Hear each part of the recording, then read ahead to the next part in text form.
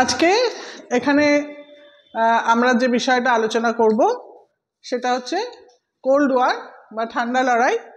তোমরা দেখছো টপিকটা হচ্ছে what was the cold war and how did the US fight it, অর্থাৎ ঠান্ডা লড়াই বিষয়টা কি এবং ইউএস অর্থাৎ ইউনাইটেড স্টেটস অফ আমেরিকা কিভাবে এইটার সঙ্গে লড়াই করেছিল, এই বিষয়টাই আমরা একটু দেখব।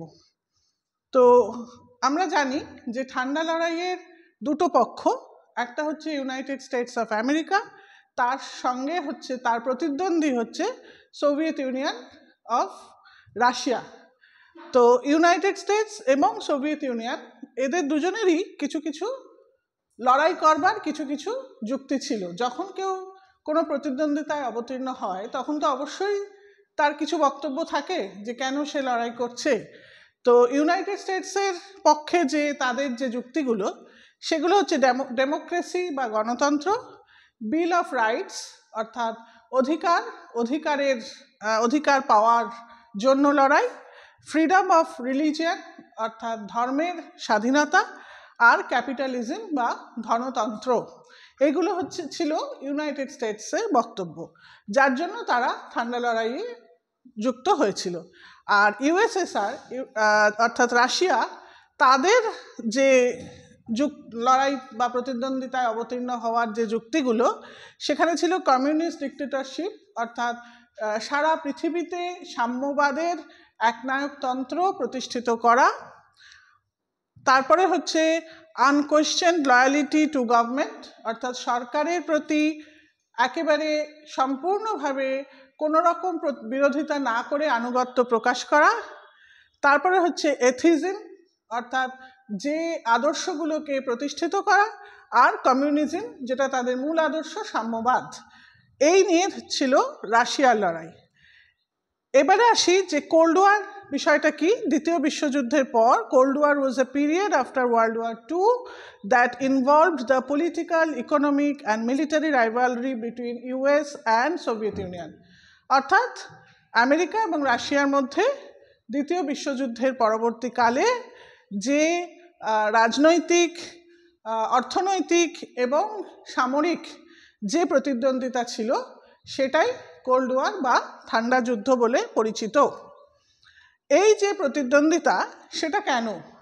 This rivalry resulted from a competition for world power and influence between the two superpowers. অর্থাৎ এই প্রতিদ্বন্দ্বিতাটা ছিল দুটো বড় শক্তির মধ্যে কে নিজেদের ক্ষমতা প্রতিষ্ঠিত করতে পারবে সেইটার জন্য লড়াই। ইউএস এবং ইউএসএসআর এই দুটো সুপার পাওয়ারের মধ্যে শেষ পর্যন্ত কে ক্ষমতায় টিকে থাকবে সেইটার লড়াই ছিল এই কোল্ড ওয়ার।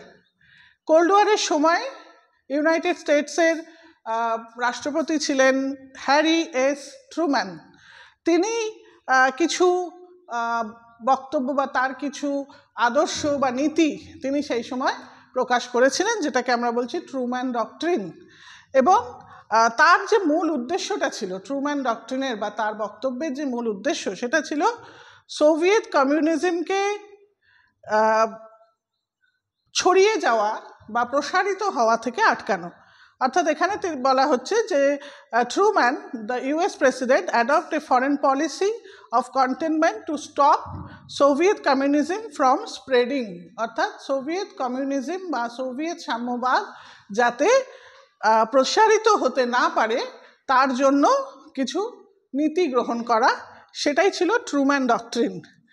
সেখানে যে নীতিটা ট্রুম্যান ডক্ট্রিনে নেওয়া হয়েছিল সেখানে বলা হচ্ছিল যে ইউনাইটেড স্টেটস গণতন্ত্র প্রসারের ক্ষেত্রে সব রকমভাবে অংশগ্রহণ করবে বা সমস্ত পৃথিবীর সব দেশকে সাহায্য করবে। এখানে হচ্ছে কতগুলো example. Containment during the cold war include, অর্থাৎ কোল্ড ওয়ার যখন শুরু হচ্ছে, যেটা ট্রুম্যান ডক্ট্রিনের সাথে 1947-এ ট্রুম্যান ডক্ট্রিনটা এসেছে এবং সেখান থেকে কোল্ড ওয়ারের শুরু বলে ধরে নেওয়া হয়। তো সেই সময়ে যে ক্যাওস, যে সমস্যা, যে বিশৃঙ্খলা সারা পৃথিবীতে বা ইউরোপে, প্রথমত ইউরোপ তারপর সারা পৃথিবীতে ছড়িয়ে পড়ছে, তারই একটা পোর্শন এখানে দেখানো হচ্ছে। এটাও তাই, পোস্ট ওয়ার্ল্ড ওয়ার ইউরোপের কি পরিস্থিতি হয়েছিল সেই অবস্থা। এরপরে আসছে মার্শাল প্ল্যান। এই মার্শাল প্ল্যান ট্রুম্যান ডক্ট্রিনেরই আরেকটা ভাগ বলতে পারি। মার্শাল তিনিও ইউনাইটেড স্টেটসের পক্ষে যেটা বললেন সেটা হচ্ছে যে ট্রুম্যান যেটা বলছিলেন গণতন্ত্রকে প্রসারিত করার জন্য ইউনাইটেড স্টেটস সমস্ত পৃথিবীর সব দেশকে সাহায্য করবে, সেটাই মার্শাল বলছেন যে এই সাহায্যটা তারা অর্থনৈতিকভাবে করবে।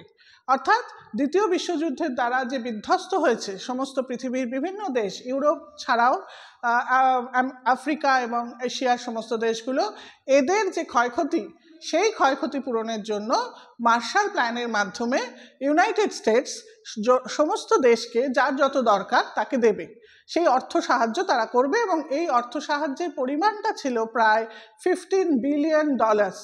অর্থাৎ বোঝাই যাচ্ছে যে একটা বড় অঙ্কের অর্থ ইউএস বা ইউনাইটেড স্টেটস ব্যয় করেছিল এই মার্শাল প্ল্যান অনুযায়ী সারা পৃথিবীর যে গণতন্ত্রকে প্রতিষ্ঠা করবার জন্য, যাদের বিধ্বস্ত তাদের সাহায্য করবার জন্য। বিধ্বস্তের চেহারা আমি আগে দেখালাম, সেই বিধ্বস্ত চেহারাকে সুস্থ করার জন্য যে অর্থনৈতিক সাহায্য দরকার সেইটা মার্শাল প্ল্যানের মাধ্যমে ইউনাইটেড স্টেটস দেবে বলে তারা পরিকল্পনা করেছিল।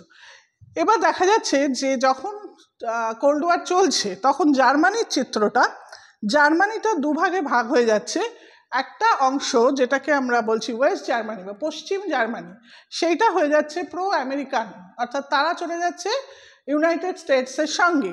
আর ইস্ট জার্মানি অর্থাৎ পূর্ব জার্মানি, তারা চলে যাচ্ছে সোভিয়েত ইউনিয়নের সঙ্গে।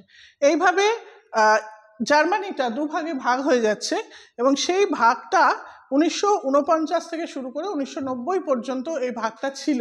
1990-তে গিয়ে আবার জার্মানি এক হয়েছিল যখন কোল্ড ওয়ার প্রায় শেষ।